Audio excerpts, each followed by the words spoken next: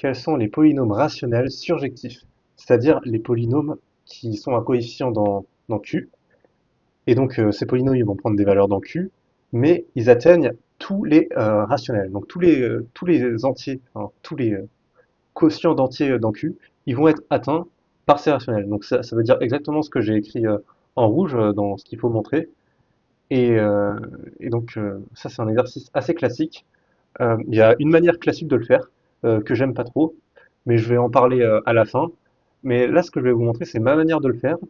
Je trouve qu'elle est très bien vu qu'elle vous apprend à utiliser le principe des tiroirs et elle est liée aussi à ce qu'on a fait dans la dernière vidéo.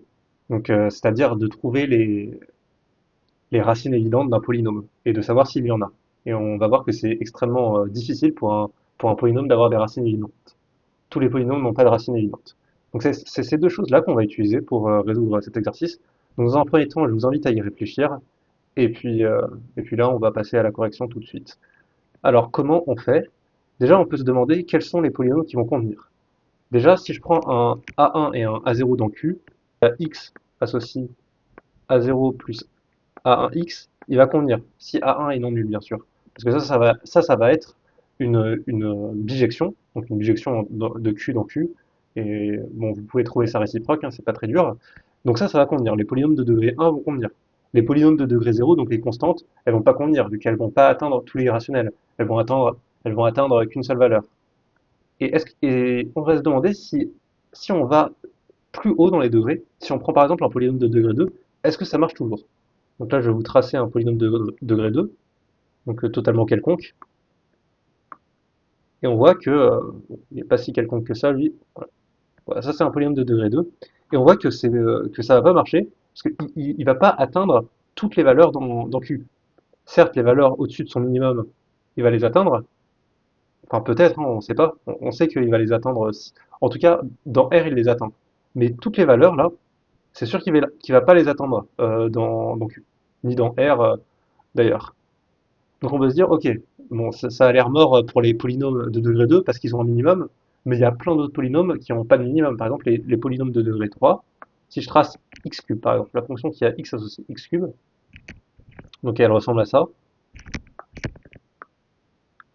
Voilà, c'est une fonction strictement croissante qui ressemble à ça. Je ne l'ai pas très bien dessinée parce que normalement, en l'origine, c'est plus plat, mais elle est strictement croissante en fait, cette fonction. Et en fait, on a l'impression que ça va former une surjection de Q dans Q, mais en fait non. Parce qu'il y a certains points, en fait, il y aura des trous. Par exemple, 2, il va pas être atteint. Là, il n'y a pas de rationnel qui s'envoie sur deux. Pourquoi? Eh ben, on sait que le point qui s'envoie sur 2, c'est racine cubique de 2. Et racine cubique de 2, comme la fonction est strictement croissante, c'est l'unique réel qui s'envoie sur 2. Et ce réel n'est pas un rationnel. Je vous invite à le vérifier. Mais donc, ça veut dire qu'il n'y a aucun rationnel qui va s'envoyer sur 2. Donc, en gros, on a l'impression que les polynômes de degré supérieur à 1, ils marchent pas très bien en fait. Soit ils vont pas partout, ou soit ils vont partout, mais ils ont des trous.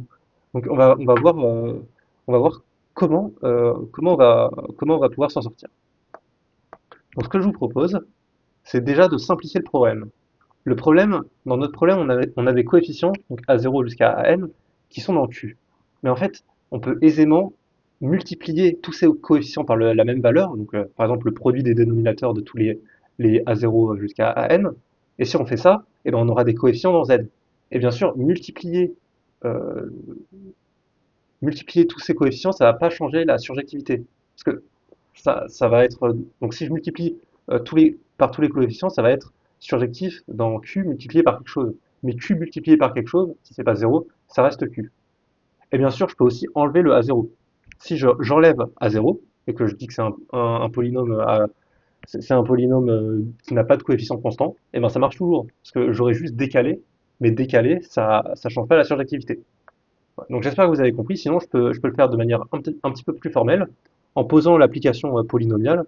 Donc si je me prends le P qui vérifie ça, on va essayer de prouver que maintenant qu'il est de degré 1. Donc si je me prends l'application donc taux qui a donc c'est une application polynomiale qui a x associe, donc je vais prendre les DI les DI, le produit des DI avec les, voilà, je prends le produit des D0 jusqu'à Dn, donc ça c'est les dénominateurs des A0 jusqu'à An. Si je prends ça, en fait ça va être et plus bien sûr, plus, oui, moins A0, moins A0. Ça va être une application, ça c'est un polynôme de degré 1. Mais en gros, ce qu'il faut remarquer de ce polynôme, c'est que ce polynôme, c'est une bijection. Parce que c'est un polynôme de degré 1, on a vu que les polynômes de degré 1, c'est des bijections. Donc, ce qui fait que si P est surjectif dans Q, donc on note ça, P de Q égale Q, et ben, comme je compose avec une bijection qui est tau, qui est un polynôme, et enfin, c'est une bijection, donc c'est aussi une surjection, ça veut dire que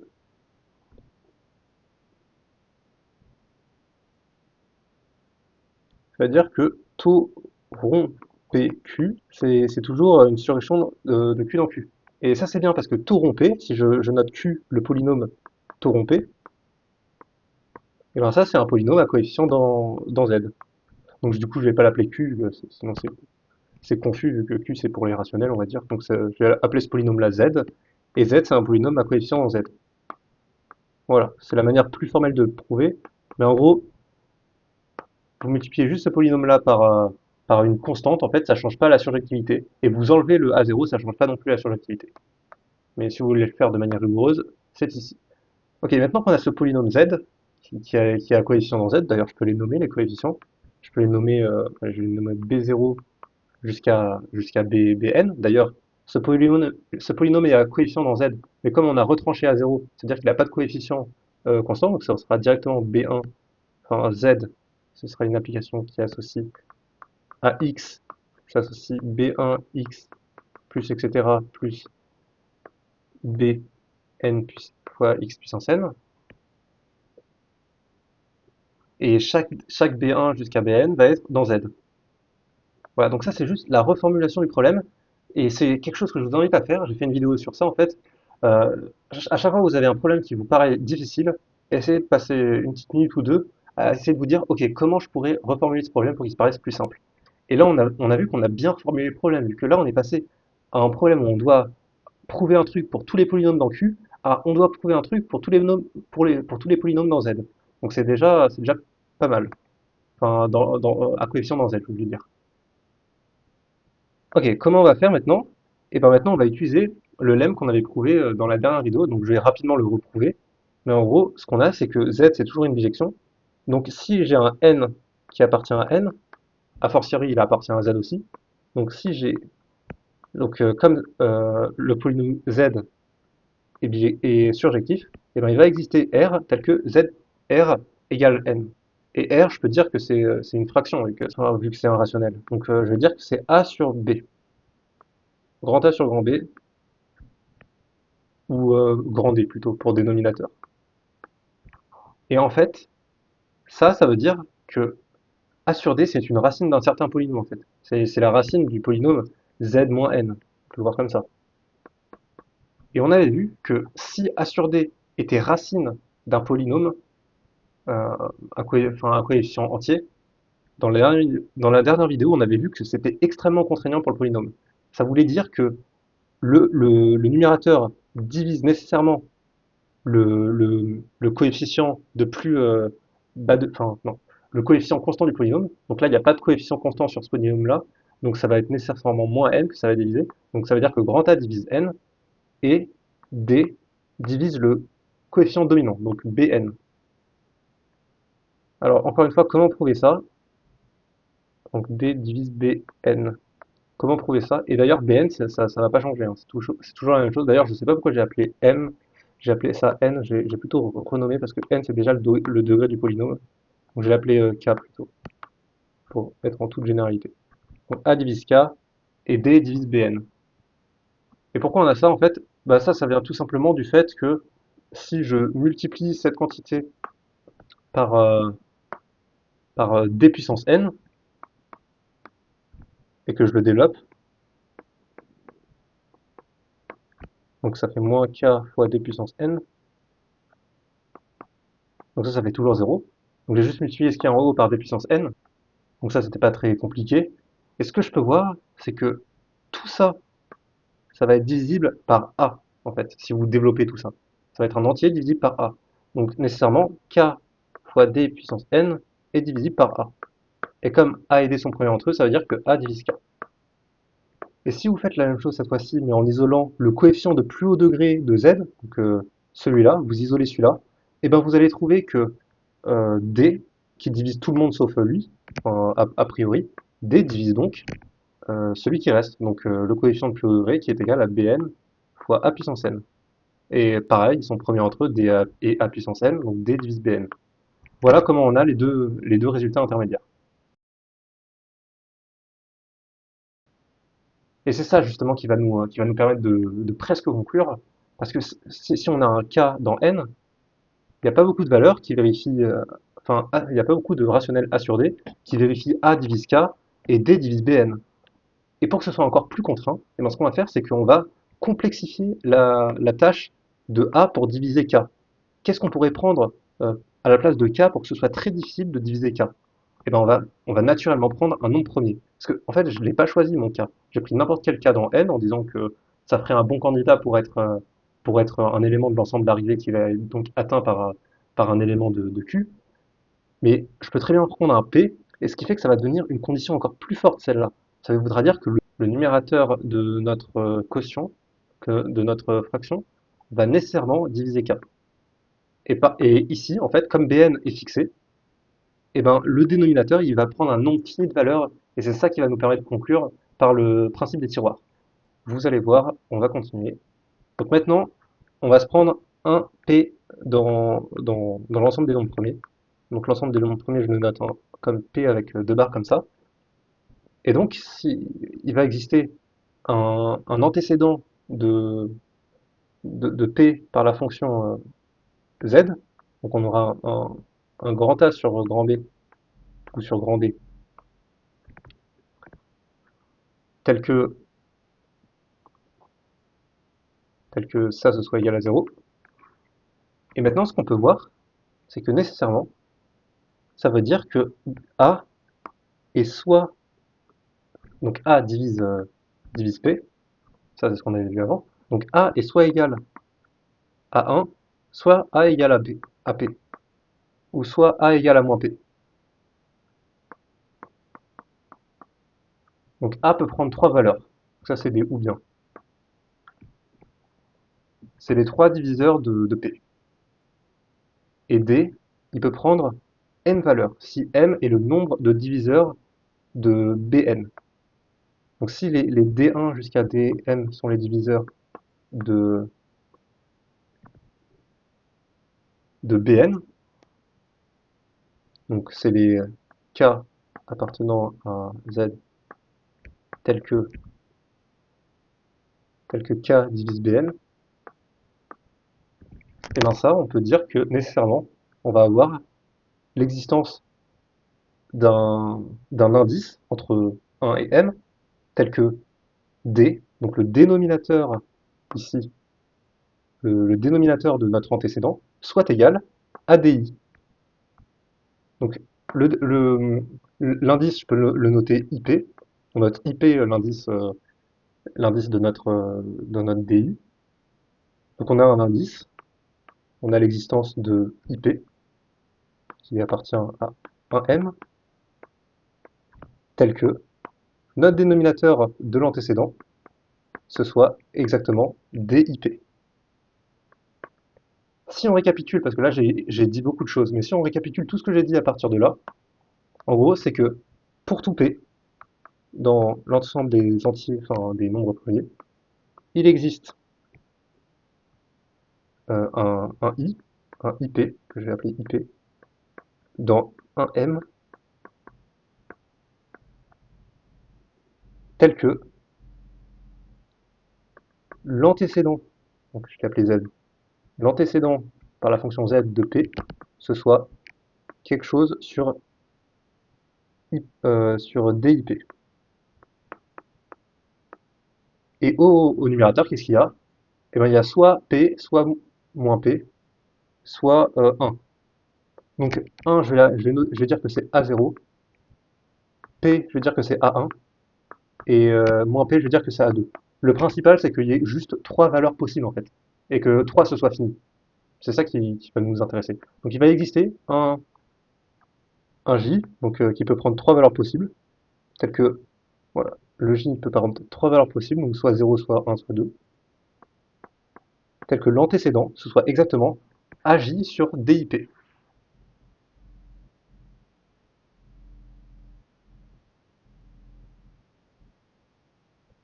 D'ailleurs, le J aussi, il dépend de P. Parce que ça dépend du P, en fait, de savoir si ce sera 1, ou si ce sera P, ou si ce sera moins P. Ça dépend du P. Donc, donc ce que je peux dire, c'est que aussi, je peux faire dépendre le J de... Enfin, je dois même faire dépendre le J de P. Donc je mets une parenthèse P ici, et une parenthèse P ici aussi. Voilà, j'espère qu'elle sera visible. Et en gros, c'est un P. Ce qui fait que là, en fait, je peux utiliser mon principe des tiroirs, parce que j'ai IP, JP, en tant que couple, il peut prendre 3M valeurs possibles. Mais euh, il y a autant de couples, enfin, en tant que, si on les indice par les nombres premiers, il y a autant de couples que de nombres premiers.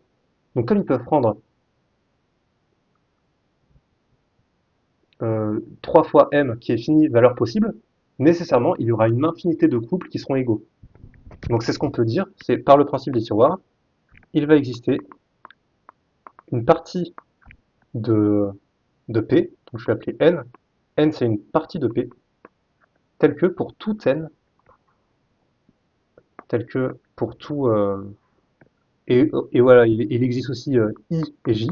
Donc I et J fixés dans 1 n croix 0,2. Donc c'est ces deux choses-là qui existent. Tel que pour tout nombre, donc P dans n, et ben I, J va prendre une valeur unique. Donc IP, JP va être égal à IJ.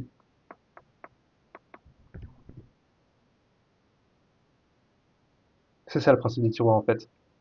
Si vous voulez vraiment le voir en termes de tiroirs, en fait, on a P chaussettes. Enfin, on a autant de chaussettes qu'il y a de nombres premiers. Donc on a une infinité de chaussettes. Et on a plein de tiroirs. En fait, on a une étagère avec deux rangées, enfin non, trois rangées, et il y a M étages. Alors, je sais pas si je suis clair, en gros, il y a sur chaque étage, il y a trois tiroirs, et il y a M étages. Donc il y a troisième tiroir. Et dans ces troisième tiroirs, vous devez ranger autant de chaussettes qu'il y a de nombres premiers. Donc nécessairement, dans un des tiroirs, vous aurez une infinité de chaussettes. Ce tiroir, je le choisis, je dis que ce tiroir, c'est le tiroir IJ, et dans ce tiroir IJ, il y aura une infinité de chaussettes. Donc il y aura une infinité de nombres dans P, que je note l'ensemble n, l'ensemble de ces nombres, et donc là je dis que pour tout n, eh ben, bah, on est dans ce tiroir-là, quoi. C'est juste ça que je dis.